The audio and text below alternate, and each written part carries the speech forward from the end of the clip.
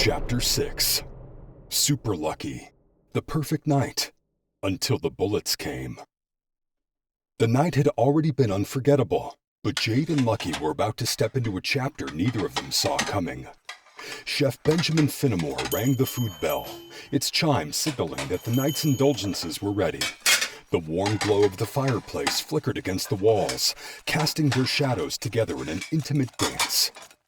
The aroma of perfectly prepared dishes bathed the room in delight, and the warmth of the fire curled around Jade and Lucki like a spell neither wanted to break. They had been drawn together since the moment they met, the air thick with chemistry, a lingering pull neither of them could deny any longer. Lucki had never been in a place like this before. He was in an exclusive mansion in the Hollywood Hills, with a private celebrity chef catering to their every need. Best of all, with a high-value woman like Jade Starr looking at him like he was the rarest thing in the room. He had been experiencing the kind of life he never imagined for himself. And yet, somehow, it all felt right. Jade was still wrapped in the afterglow of her gala. She stretched lazily on the couch, her bare feet curled beneath her. Lucki sat very close, closer than he normally would with someone he barely knew, but she wasn't just someone. Tonight, she felt like everything.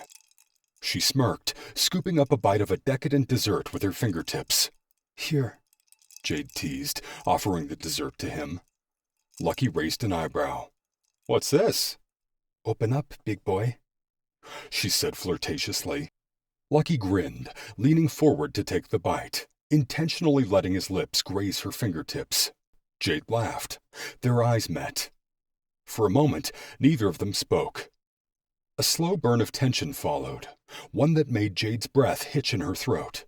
She pulled back slightly, but Lucki wasn't letting the moment slip away.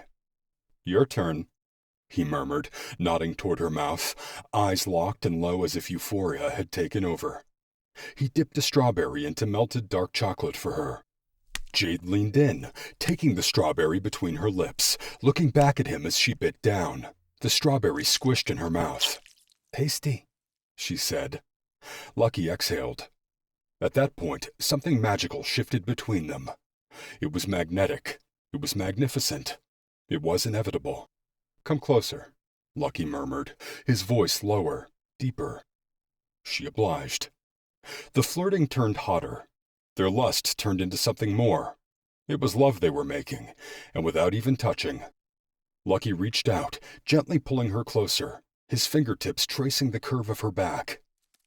Jade followed his lead, sinking into him, their bodies molding together as if they had always belonged this way. The designer throw pillows between them were tossed to the floor, forgotten about. They weren't just playing around anymore. This was real, and it was natural. Lucki was authentically himself. Jade felt complete. The first kiss started slowly, a brush of lips, a test. Then another. And then, something changed. The air crackled. Their bodies responded instinctively, as if they had known each other in 1,000 lifetimes before this one. Jade moved first, shifting onto his lap, her hands sliding into his hair. Lucki caught her waist, fingers tracing over the silk of her dress. He had never done this before, never fallen into someone so quickly. Yet here he was, falling. Jade pulled back just enough to look at him, her eyes laced with heat and curiosity. "Why do I feel like I've known you forever?" she whispered. Lucki swallowed hard. "Because maybe you have." He wasn't just talking about her. He was talking about fate. And fate had a way of making things happen for a reason. As Lucki shifted, adjusting his position, something small and familiar peeked from his pocket. A purple rabbit's foot. Jade's breath hitched. She grew confused, curious with wonder, her eyes widening. For a moment, it was like staring into a fragment of her own past, because she had one too. The same color, the same shape. To her, it was a token of torment. Unlike his charm, Jade's charm had carried a history of tragedy. To him, it was a charm of fortune. Lucki noticed her stare immediately. Then he followed her gaze down to his pocket. Her face adjusted. She reached for her own rabbit's foot, clutching it in her palm. She often kept it close. "You have one?" she asked suspiciously, voice barely above a whisper. Luckì was shocked. He hesitated, then slowly pulled his rabbit's foot from his pocket, holding it up beside hers. A celestial union, like a perfect match made in heaven. How lucky, he thought. Jade exhaled, running her thumbs over their charms. "Mine was found in my parents' car wreck. One of the only things that survived the crash." Luckì felt his stomach tighten. "I've had mine since I was a kid," he admitted, voice softer now. "I always believed it brought me luck. I've never gone anywhere without it." Jade looked at him, her heart pounding for a reason she couldn't explain. There was a shift in the air, the moment where playful touches blurred into full-on, undeniably rewarding sex. She tilted her head down, pressing her lips against body with a hunger that felt both new and inevitable.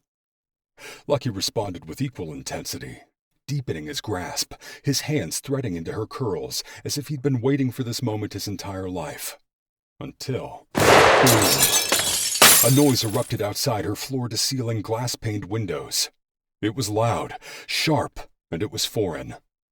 Jade startled. Her head snapped toward the sound. Before either of them could say another word to each other, Luckì was already moving for his clothes. Both were extremely frightened. Jade could feel her heart racing. She grabbed Luckì as the sound ripped through the night, shaking the walls, shattering their moment. Then Luckì and Jade both froze, holding one another. Their bodies stiffened with instinctual fear. Jade's breath hitched, her nails digging into his arm. "What was that?" Her voice was barely a whisper. Lucky's pulse pounded in his ears. His entire life he had been the observer, the planner, the man who calculated every step. But this was chaotic. This was violence. This was something he had never prepared for. He'd never been in a fight. He had never heard gunshots outside of movies and television. He had never been a warrior. He was studious. But as the sound echoed into the silence that followed, he realized none of that mattered now. He was the man in the room, and Jade had become his woman. His fear tried to paralyze him, but another instinct fought back. Something primal, something unshakable. Protect her, save her. His soul spoke bravery to his heart. His hands tightened into fists, his jaw locked. He wasn't a fighter, but he would fight tonight. Jade's wide eyes stayed on him, waiting for direction. She needed him to lead. So he did. He moved courageously. Slowly controlling his body, his primal being leading before his mind could protest. He stepped toward the floor-to-ceiling glass windows, his pulse hammering, his ears tuned to the silence beyond the first explosion. He wasn't even sure what he was looking for, but he knew one thing. He couldn't let the fear win. He would be super. A shadow moved in the distance. A figure emerged from the shadows. A gunman, stepping into their world as if he owned it. Then, another boom. Louder, closer. The glass cracked. Jade screamed, clutching his arm. Lucky's instincts kicked in. He grabbed her wrist and pulled her behind him. It wasn't a calculation. It wasn't a strategy. It was survival. Instinctual. The glass shattered, sending shards raining onto the marble floor, because the gunman pushed through it. Luckì had never fought anybody before, but tonight he was ready to. The explosion of reality crashed through their fantasy like a wrecking ball. Jade screamed. Luckì jerked upright, his hand instinctively pressing to his chest, gasping for breath. The bullet never pierced him. The impact had been enough to knock him back, sending him crashing into the glass-covered floor. The sharp shards bit into his skin, a burning sting blooming along his side. Blood. Not from a gunshot wound, from the shattered glass beneath him. The violence unfolded rapidly. No one could tell, but he was alive. Dazed, but alive. Jade's entire world tilted on its axis. "No! Luckì!" she cried, rushing toward him, her hands already shaking. Her mascara ran, mixing with the tears that streamed down her cheeks. Her breath ragged as she turned toward the intruder. and she froze with the barrel of the gun aimed at her. A man stood in the doorway, his face obscured by the shadows. It was Chef Finnimore. And behind him, another man. It was the intruder, gun in hand. He had one arm wrapped around Finnimore's neck. He held his gun barrel pressed to Finnimore's head. When Jade realized what was happening, her stomach dropped. "I'm here to finish what was started." The intruder's voice was low, calm, too calm.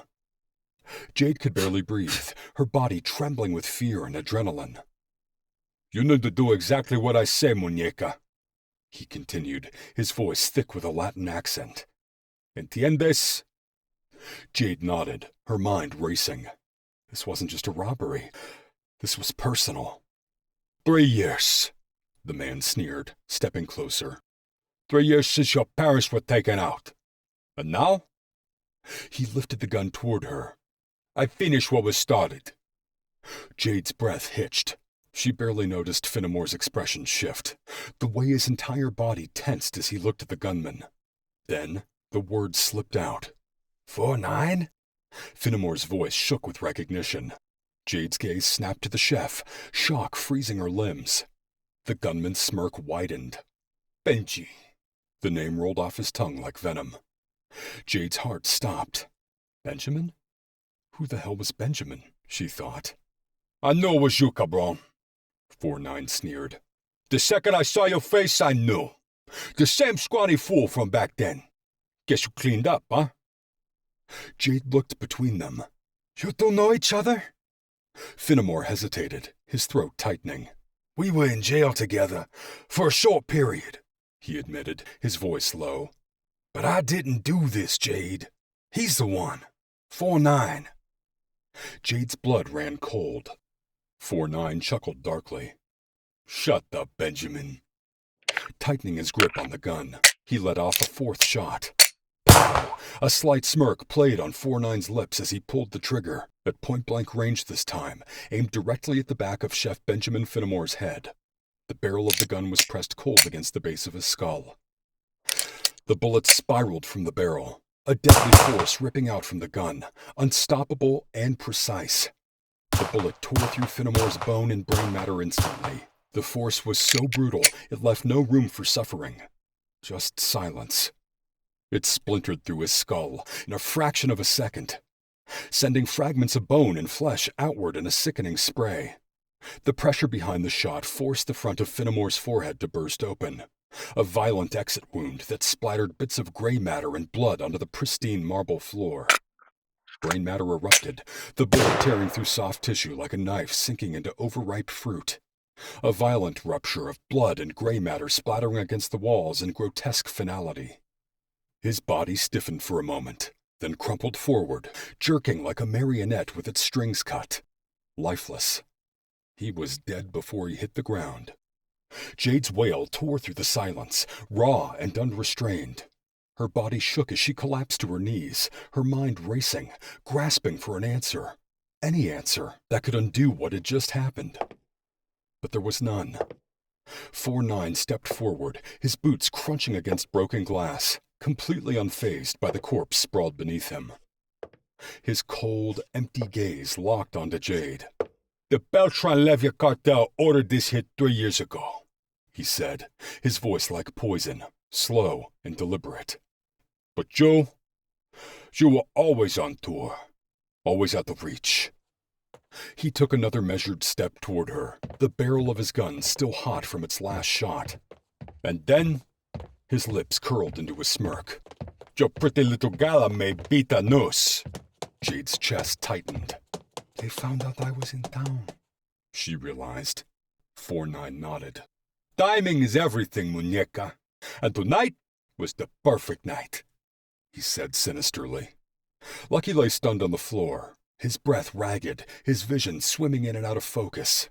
The taste of blood lingered in his mouth, but his mind, clear as day. And in that clarity he saw everything, overhearing 4-9 about timing. Lucki knew the time to act was now. Finnimore's lifeless body sprawled across the marble floor, a pool of crimson creeping outward. The air still hummed with the echo of the gunshot, the finality of it settling like a weight on Lucky's chest. He was gone. Shot point blank, his name erased in a fraction of a second. Lucki realized that 4-9 had killed him without hesitation, without a second thought. And now, Jade was next. 4-9's focus shifted, his gun still hot from the kill, his predatory gaze locking onto Jade. This was it. Lucki had no weapons, no strength left. But he had one last chance, one last moment to act. His fingers curled around the rabbit's foot still in his pocket. His heart pounded. His eyes flicked to the nearest vase. He needed to move swiftly, but unnoticed. And then, with every last ounce of strength left in his body, he swung. Crash! The vase exploded against 4-9's noggin, shards slicing through the air as he stumbled forward, his grip on the gun loosening. Jade gasped in relief, instinctively stepping back, her pulse thundering in her ears. Boom! A fifth gunshot fired. The bullet whizzed past Lucki, ricocheting off the marble wall, narrowly missing Jade as well. 4-9 collapsed, dazed, his gun clattering to the floor. Clink, clink. No more shots. Lucki, ecstatic yet saddened they had just seen a man murdered. He gasped for breath, his body trembling, his vision darkening around the edges. It was done. The nightmare should have ended there. It wasn't over yet. Jade's breath caught on her chest, her mind struggling to catch up as she activated her smart device, her voice shaking. 911, I need help. The AI voice responded instantly, prompting her to state her emergency. Before she could speak, a weak rasp cut through the tension. Already called them, Lucki murmured. Jade snapped her head toward him, her pulse hammering. What? She whispered, barely believing her ears. Lucki winced, shifting slightly, his body aching from the impact of the fall. His fingers twitched around the rabbit's foot. 3 minutes ago. That's all the time he needed.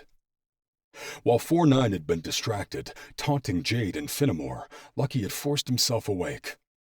The world around him was spinning, his vision a mess of light and shadow. He had played dead, his body motionless on the floor, listening, waiting for his moment. And when 4-9's back was turned, when the gun was pointed at Finnimore, Lucki had inched his fingers toward the shattered glass. His phone was just inches away, barely visible under the couch. With slow, measured movements, he dragged it toward him, shielding it beneath his body as he activated emergency dial. His throat felt like sandpaper, his voice barely above a whisper, but he forced the words out. 911. I need help. Jade Star's residence. The dispatcher's voice crackled through the speaker. Sir, what's the emergency? Lucki could hear 4-9 talking, his voice low, menacing. He swallowed hard, his breath shallow. He had to keep it short. Home invasion. Armed suspect. 1 down, 1 hostage. His chest ached from even whispering the words. The dispatcher's voice remained calm. Are you safe to stay on the line? Lucki's gaze flickered to 4-9. The man was standing just feet away, his gun trained on Finnimore. A second too long and he'd notice. Lucki did the only thing he could. He pretended to lose consciousness again, his thumb muting the call as he let his head slump to the side. Help is on the way, sir. Stay with me. He could still hear the dispatcher faintly in his ear, but 4-9 was too focused on his sick game to notice. Then, boom! The gunshot. Lucki's entire body tensed as he heard the sickening sound of Finnimore's life being ripped away. Jade's scream tore through the air. Lucki's jaw clenched. It was time. He tightened his grip on the phone, slipping it back beneath the couch, his free hand inching toward the rabbit's foot in his pocket. This was his moment. 3 minutes. That's all he had needed. And now, sirens growing closer. Jade let out a breath she hadn't realized she was holding. The front door burst open as police officers stormed inside, weapons raised. Over here! She gasped, motioning toward 4-9, who lay semi-conscious on the floor, groaning. The officers moved in swiftly, securing the gunman, cuffing him before he could even attempt to fight back. Officer Greaves recognized the triangular JM tattoo from images of the truck and on other members of Beltran cartel in California. Just like that, it was over. But not without a cost. Jade's gaze darted to Finnimore, her stomach twisting.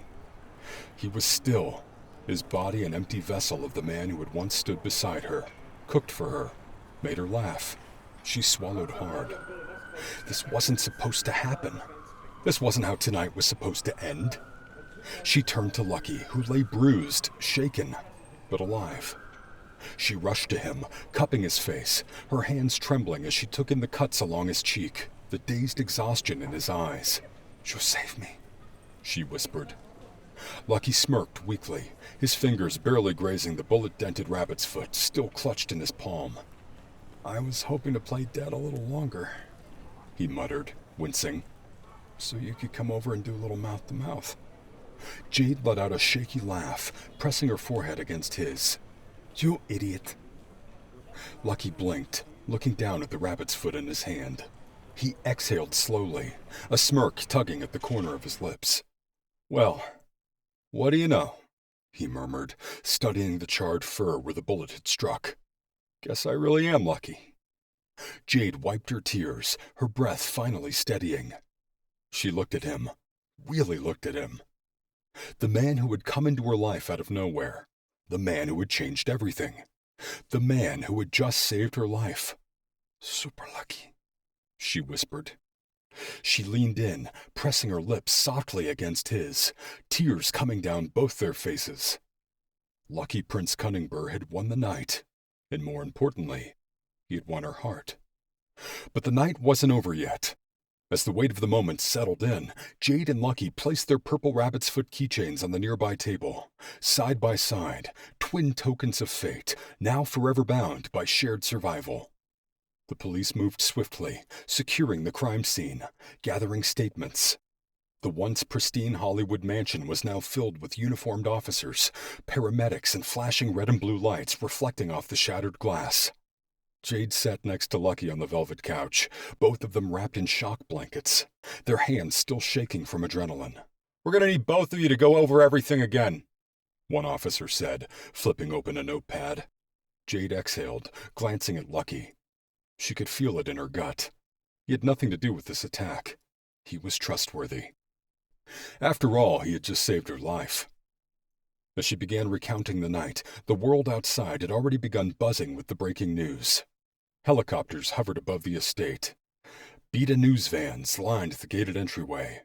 Reporters with cameras and microphones crowded just beyond the police barricades. The headlines were already circulating. Breaking news: Jade Starr targeted in terrifying home invasion. Hollywood starlet escapes assassination attempt on her mother's birthday. Mysterious hero saves Jade Starr from deadly shootout, but he couldn't save her parents. Jade's high-profile life had just collided with something far darker than Hollywood drama, and the world wanted every detail. Meanwhile, inside, Officer Melissa Greaves paced near the shattered windows, taking in every detail of the scene. At the time, Greaves was moving up the ranks in the force, earning her reputation as one of the sharpest detectives in the city. People in law enforcement had a nickname for her: Lion Sharp the Coyote. She was always watching, always listening, and always one step ahead. Her eyes locked on Jade, reading between the lines. "This wasn't random," Greaves finally said, flipping her notepad closed. Jade nodded. "It wasn't a robbery. He knew things about my past, about my parents." Greaves tilted her head, considering this. "If that's true, you need to be careful. Hire armed security. Do a background check on anyone who interacts with you. Staff, security, even your closest contacts." Jade shivered. "Do you think there could be more of them?" Greaves's expression was unreadable. "If someone put a price on your head 3 years ago and they just now came back to collect, it's safe to say you're still on someone's list." The words sent a chill down Jade's spine. Greaves exhaled and turned toward Lucki. "And you?" she asked. "You're going to stick around?" Lucki, still rattled but unwavering, met her gaze. I'm not going anywhere. Greaves studied him for a moment before nodding. Good. She's gonna need someone watching her back. Jade inhaled deeply, glancing at Luckì. She didn't know what came next, but one thing was clear. She wasn't going to face it alone.